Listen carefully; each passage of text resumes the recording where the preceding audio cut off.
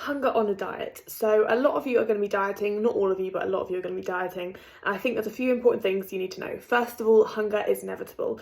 We're going to do as much as we can to try and make you less hungry. I'll talk about some of the things we'll do to make you less hungry, but hunger is inevitable. Something I've learned from being on my own prep for my first bodybuilding show is that you cannot avoid hunger, and the best skill you can learn is to embrace it. A lot of us in the modern world are scared of being hungry, and again, if you're in recovery from some food issues, if you've got a bad relationship with food, or if you're not dieting right now, ignore this video because this is not for you. This is only people who are dieting for healthy and good reasons that we discussed. They're doing it for the right reasons.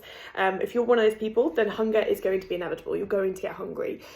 We all get very terrified of being hungry. I think we think hunger is going to result in immediate fainting or us feeling really rubbish.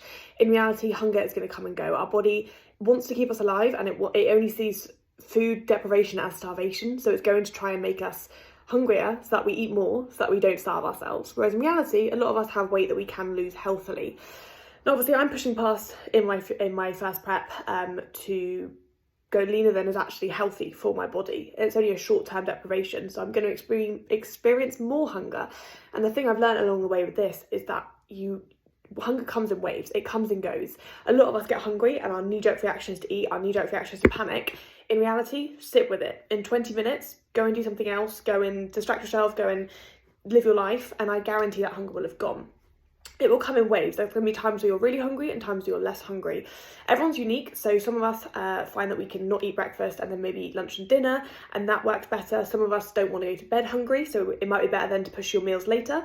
Some of us, like myself, I need food in the day. If I don't eat breakfast, if I don't eat like meals earlier in the day, I find I always overeat later. So I always try and get food in earlier in the day, and then if I finish eating by 6 p.m, I'm okay going to bed a bit hungry. I'd rather have my hunger at that end than I would in the day. I feel like I need food to work, otherwise I'm a bit useless.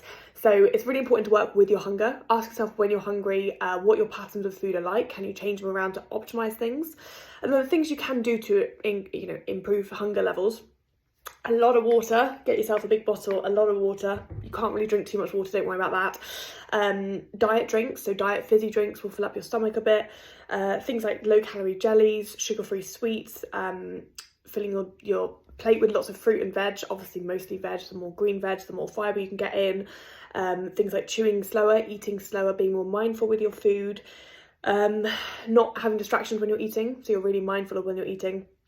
And yeah, things like coffees, teas as well. Caffeine is a appetite suppressant, so all those things can be utilised. More protein and more fibre, which is why one of the reasons I talk about protein so much is more protein, more fibre will help you stay fuller for longer as well.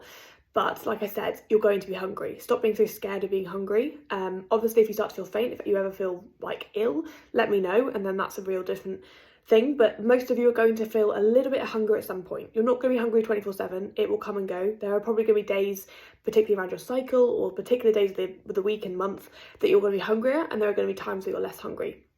Focus on the times you're less hungry and push further. Just be aware that there are going to be times where you are hungry, and that's okay. Distracting yourself is my biggest tip. Staying busy mentally, getting out of the house, doing other things, being around people is going to help. And try and avoid too many situations where you're just sat looking at food or sat dreaming about food. A lot of us get food focused when we're dieting, and that's a really bad sort of place to get, because if you get really food focused, you're going to find that you find it a lot harder to not be thinking about food. So find other things to think about, find other things to distract yourself, find things to keep yourself busy, particularly if you struggle with hunger while you're sat watching the TV in the evenings. Find something, do some arts and crafts, paint by numbers, do a Sudoku, do something to keep yourself busy so you're not just sat overthinking hunger. But the key advice is hunger is not going to kill you. It is inevitable. It's just your body's mechanism of keeping you safe. It's not comfortable, but learn to just embrace it. No, you should not be hungry 24/7. No, you should not get addicted to the feeling of hunger. That's a whole different issue.